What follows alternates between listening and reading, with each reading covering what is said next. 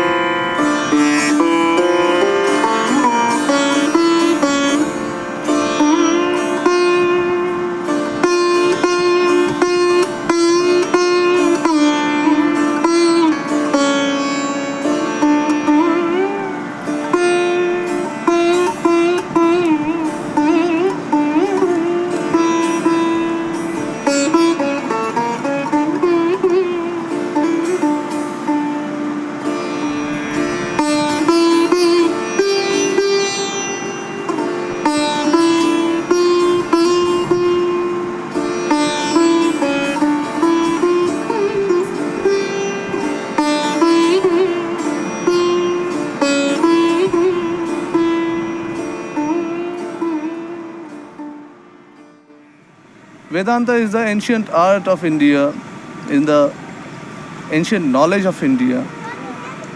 The knowledge which tells us to look inside us, to know what we are, to know where from we are coming, and to know where we are going after death. It says that what we see in this world is not the reality. They are apparently real, but they are not the ultimate reality. And ultimate reality is something which is beyond this, what we are seeing. And ultimate reality is the self. So Vedanta inspires us to know this self and get realized. Vedas means knowledge. So Vedanta means essence of that knowledge, of all knowledge. Or that knowledge after which we don't need any other knowledge. This is the knowledge of the self or the soul or truth. There are three parts of Vedanta. Or you can say that Vedanta is divided into three parts. One is the duality. Duality means in this part of Vedanta, it says that God and man is separated. They are two separate entities. Okay, like God is the sun and I am here. I can see God, I can worship Him, but I cannot mix with Him. We always have a separation. So this is the first step of this, our journey towards truth, this duality. Then it comes qualified non-duality. Qualified non-duality says that God and human being or us or the creatures or this world is not separate, is not completely separate, but this world is a part of that supreme truth. The supreme truth is there, and God and this world is nothing but a part of this supreme truth. Okay, so this is qualified non-duality. And last of all, this non-dual comes. This non-duality comes when it says that God and this world is the same, is one. There's only one entity. There's no two entity. The difference or the variation is seen only because of ignorance.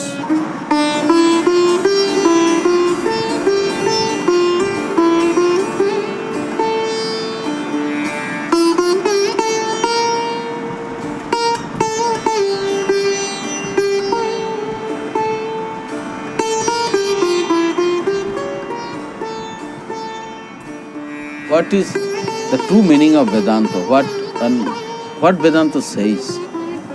That is to know the real identity of human being. If he who knows the real identity of himself, then he will know the identity of everything. Suppose this is the water of the Ganges. You did not have to know the nature of the all water. You take one vessel of water and you taste it. You will know what is the quality of the water here. The same way, when somebody knows his own self, he knows the self of the God. What material God is made, what is called God, what is called human being, what is called nature, everything he will know. And how these things are going on, everything will come to know. That is why Vedanta gives much emphasis to know the self.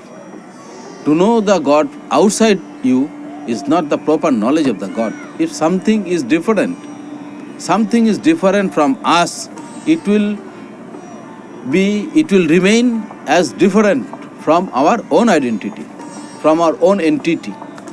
But actually, in true sense, there is no difference between God or Bhagavan and us.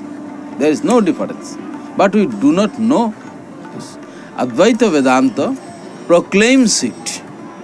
He knows without fearing anything, without keeping any doubt.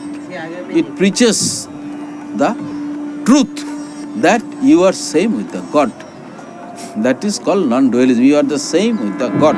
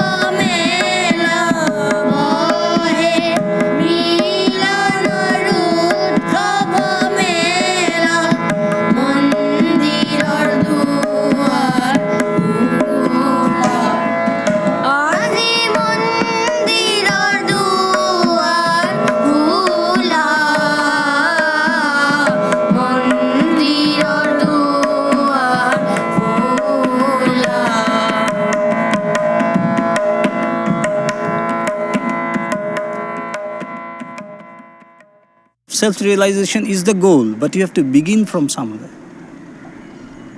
The supreme self, it's indivisible, immutable, infinite.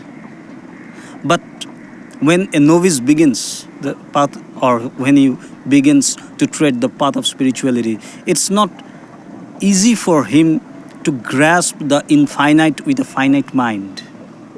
With his mind full of material things, with his mind afflicted, or with his mind always eager to hold something matter, something gross, it's not easy for him suddenly to overcome all the material things and grasp the infinite or think about the infinite. It's not easy for him because he is accustomed to thinking of something finite.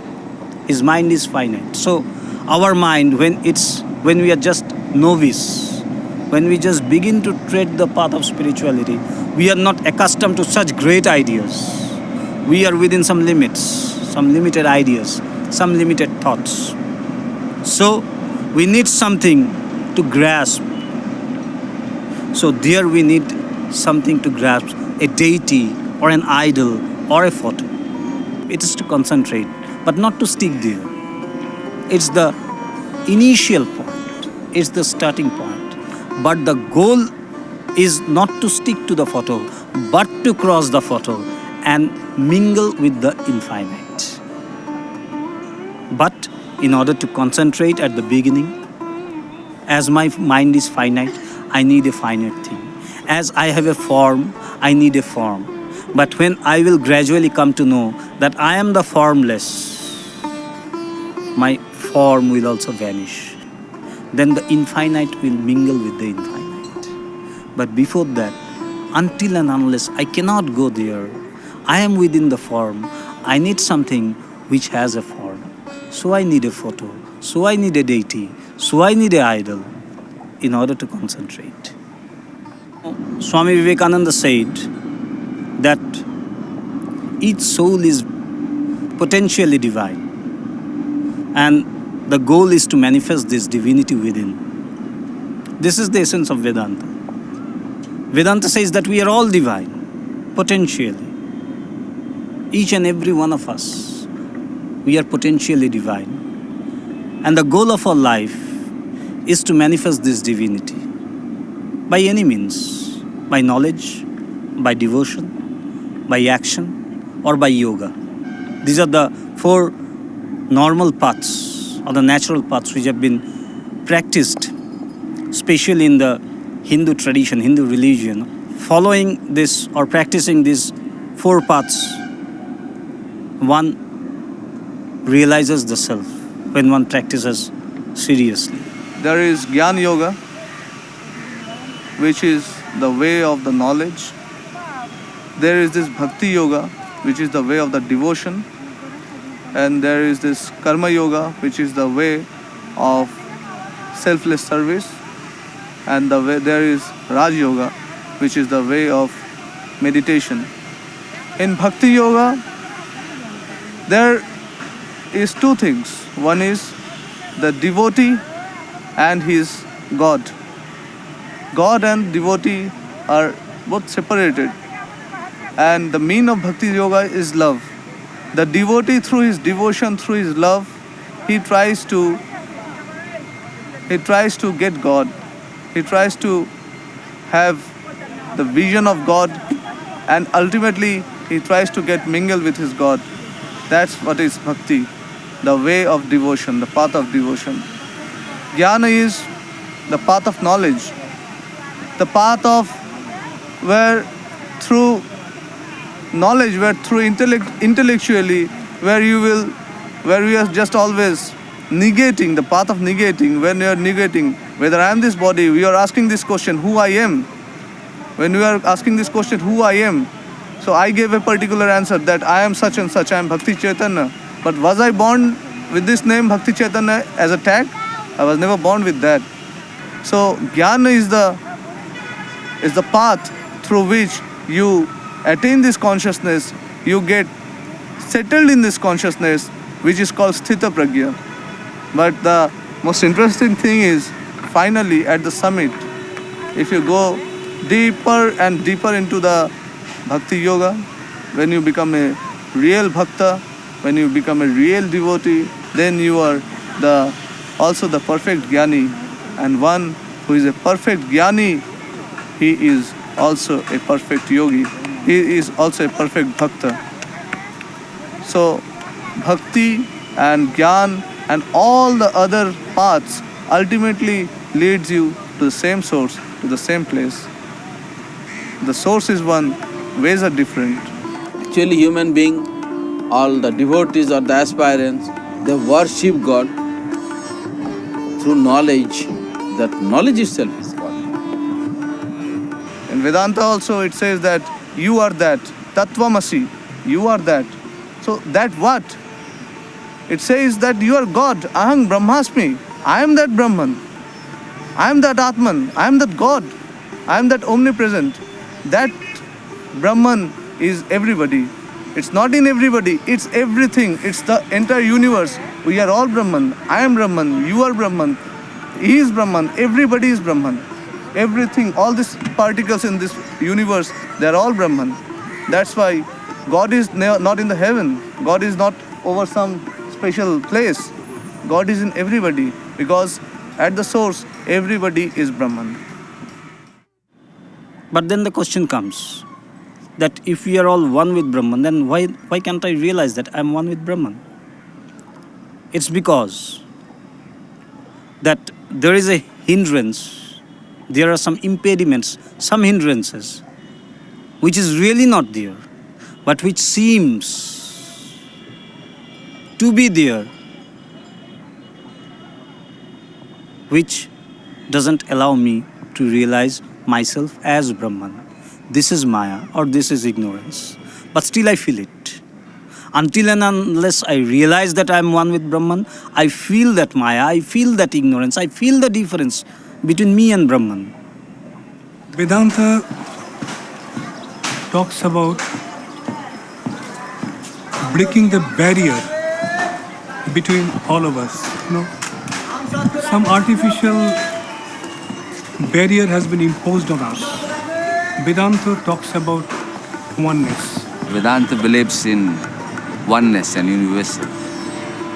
And when you studying is one thing, but when you experience this, you experience the vastness in you, experience that you belong to everything, everything that you see or sense, everyone that you get in touch with is part of you, everything that you see or you can sense. And you get a sort of mental elevation, and that's the beauty of it. And you don't differentiate with people from people, irrespective of culture or creed or nationality. Everyone belongs to the same family. That gives a tremendous mental boost. Now when I mix with people, I try to see them from different angles. That oneness is there, that friendship is there, and I feel love for everybody now, and that love is more intense now. Vedanta is a way of life, and I have learned it from Bhagavan, and I'm trying to practice it in my life. And Vedanta teaches us how you lead more peacefully your life. It helps us to know ourselves, what we have inside. Always we look outside. We see with our eyes the materialistic world. But when we close our eyes, we can see the internal world. And Vedanta helps us to see the internal world. It's not a bookish knowledge. It helps us to feel yourself, to feel myself, and which at this moment everybody needs it. Vedanta helps us to be in our original nature 24 hours. Vedanta helps us to be in the vibration-less state forever.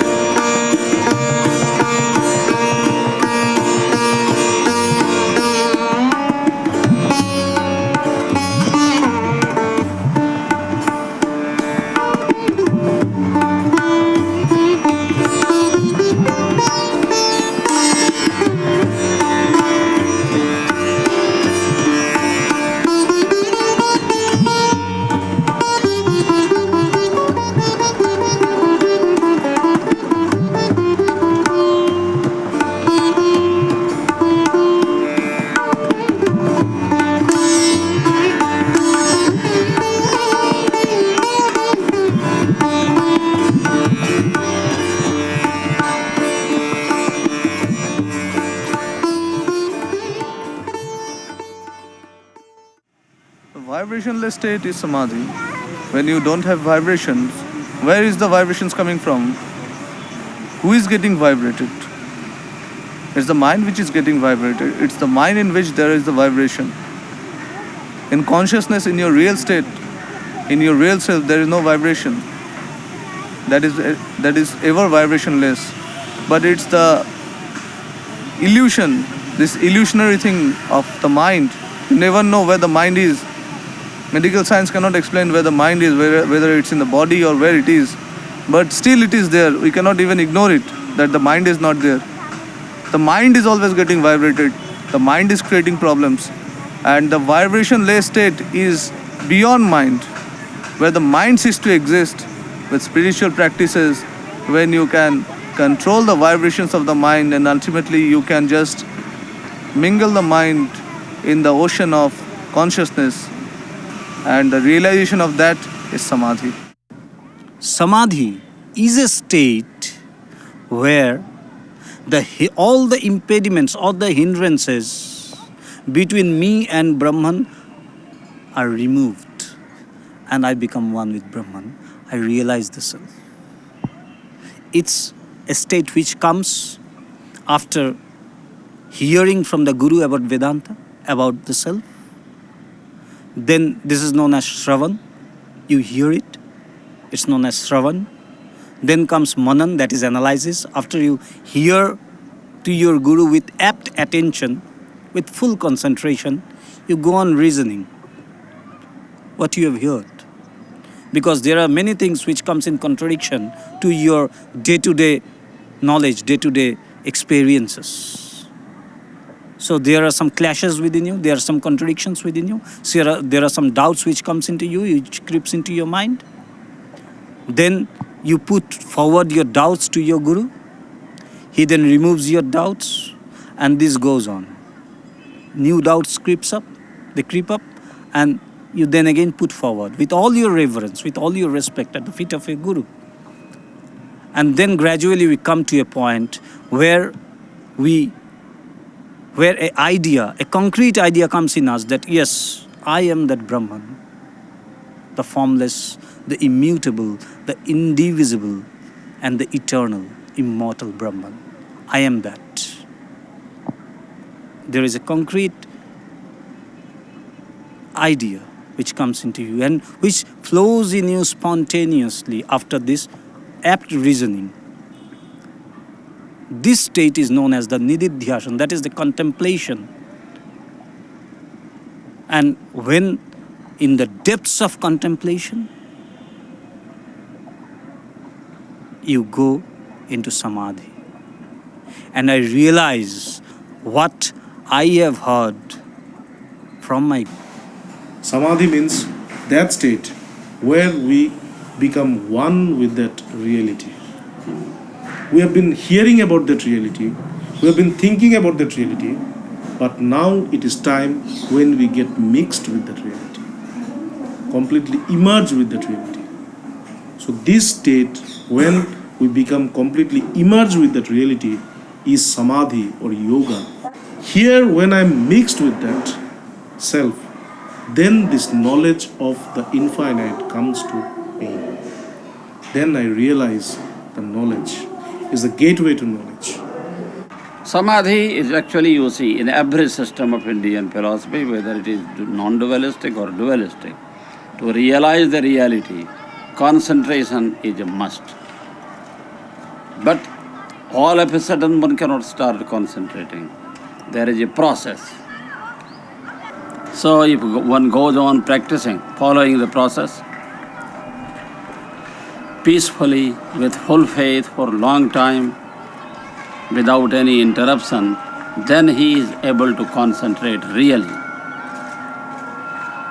And when one succeeds in concentrating fully, perfectly, then only he can experience, he can realize the reality, concentration. Samadhi. In the internal world also, there is a search going on because the knowledge cannot sit quietly. It is always expanding. As every human being is carrying on with their day-to-day life, It's not that they are carrying out with the day-to-day life, they are all expanding. We are all in the process of expansion, and in this way, at one time, we ask ourselves a very simple and a very authentic question, and the question is it true? Whatever I am seeing, is it true, or there is something else? This question leads him to the man who can answer this question. The man who can answer this question is a guru.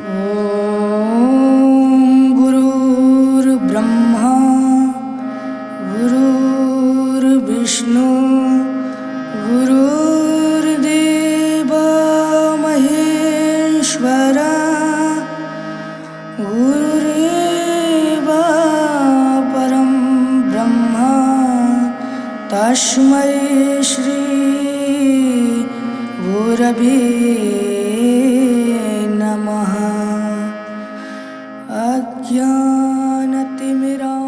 Guru means a person who is empowered with a spiritual energy, a high spiritual energy, and he infuses this energy to a one who possesses a lower energy, who is known as the disciple. So Guru is one who infuses this spiritual power into the disciple. And he is the one who helps you to realize the self.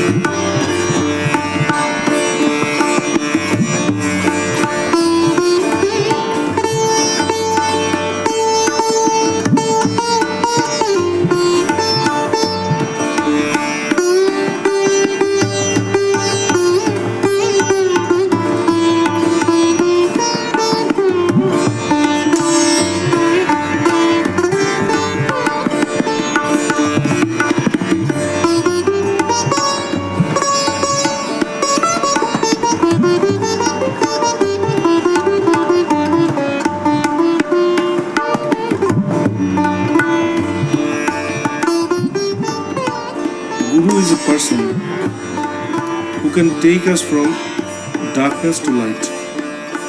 Darkness here means ignorance, not recognizing myself or not recognizing the truth. Because we don't recognize the truth, that is why we are in illusion.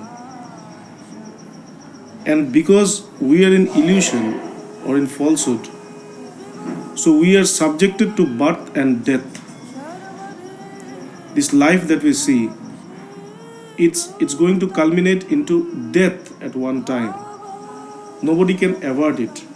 There's no way that we can go out of it.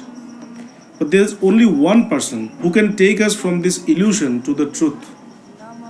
And he is called a guru. So, what does it teach? And what is the illusion? The illusion is recognizing our body as ourself. So we say that this body is me, or the intellect, or the ego. Always this makes an impression of I everywhere. So whenever we talk about ourselves, we recognize this body or the mind or the intellect or the ego as ourself. But this is not ourself. It is just a reflection of the true self. The true self or the real nature of mankind or the supreme truth is always beyond whatever is seen or perceived through the mind or the intellect. It says the world that I am seeing is not true in that sense that it is not like this that I see. It is different. And to show the reality, we have to come to a person who not only knows the reality, who not only knows the supreme truth, who not only have realized this supreme truth, but is always established in that supreme truth. Without guru or without master, this practice of spirituality becomes in vain. It remains in vain because he doesn't find the path, find the way. That is why this master in the spiritual world is required. Once you've realized the self, once you have realized that absolute knowledge, that knowledge guides you. And this ultimately is seen to be the true guru. You ask the knowledge and the answer just comes up. Once you realize the self, the end point, what are we realizing? It's the origin of the mind. So all minds are exactly the same. It's just that they manifest in different ways, that's all. So if you reach a certain depth of mind, you have an intuitive understanding of all the levels underneath that point. Mangalam Bhagavan Vishnu. So this guru, this master, is not a man, human being. He is the embodiment of that knowledge. So he is not in the form. He is always formless. He is always formless. He helps in the form. Last of all, we will see that guru is not in outside. He is inside us and is very nearer to us. And last of all, he is nearest. And at the end, we will see that myself and guru has got no difference in the state of samadhi. In India, guru is regarded as God. It says that God comes to the earth with a mask of the guru. The mask is of the guru, but the knowledge is that of the God. In the prayer, we pray that Guru Brahma, Guru Vishnu, Guru Deva Maheshwara. It's very significant. So it is the Guru who is the Brahma. Who is Brahma means who is the creator, who maintains this and who destroys this. Guru Deva Param Brahma. Tasmai Shri Guru Deva. Tasmai Shri Guruve Nama. Means Guru Deva Param Brahma. That Guru or that master or that teacher is the supreme Brahman or the supreme self. And I bow down to him.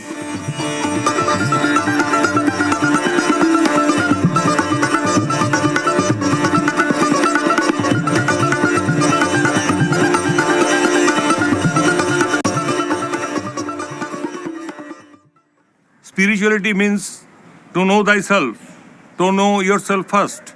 If you know yourself first, then you know everything. The difference between us, color and creeds and country, it is due to our ignorance. So regarding spirituality, the main thing is to stop ignorance, to banish the ignorance, and the original knowledge of light should come to our life.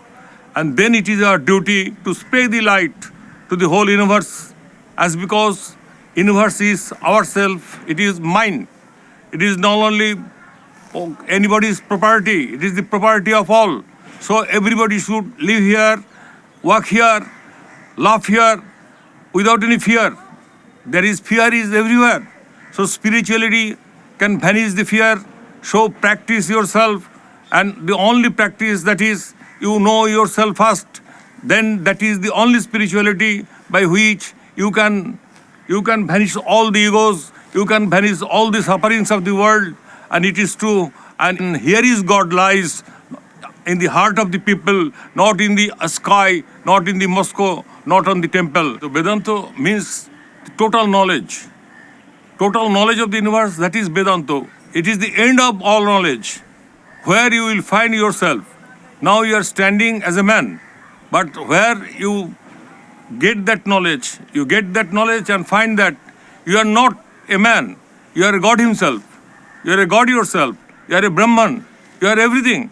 So this is the actual saying of Vedanta. It is not a fabulous story. It is not something else. It can be realized. Since long, people are realizing this thing, and you should realize this. And Advaita Vedanta means there is no second one. Everything is you. And that is the Advaita Vedanta. And it should be spread to the whole universe. Then all hatred will be vanished. How to preach this Vedanta? By love. By love. Actual love. Love is nothing but exchange. That is a business to the society. But actual love is love for love's sake, love for all, and it is Vedanta. Practice love, love and love.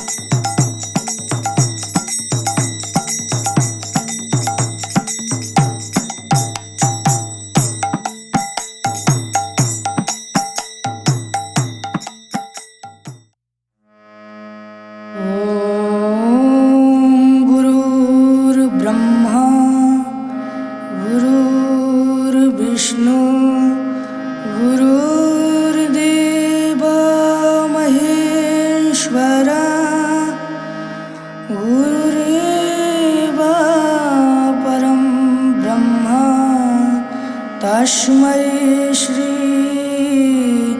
गुरवे नमः। अज्ञानतिमिरान्धस्य ज्ञानाञ्जनशलाकया चक्षुरुन्मीलितं येन तस्मै श्री गुरवे नमः। अखण्डमण्डलाकारं व्याप्तं येन चराचरं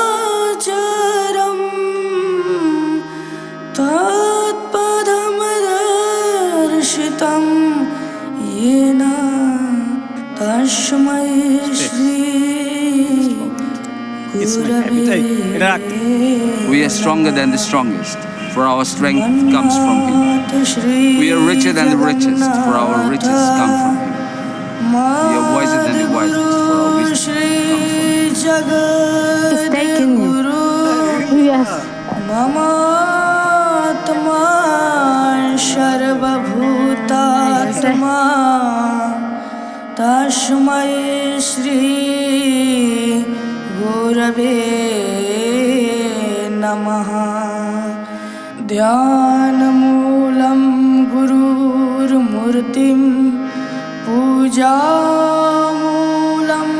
गुरुर्पदं मन्त्रमूलं गुरुर्वाक्यं मोक्षमूलं गुरुकृपा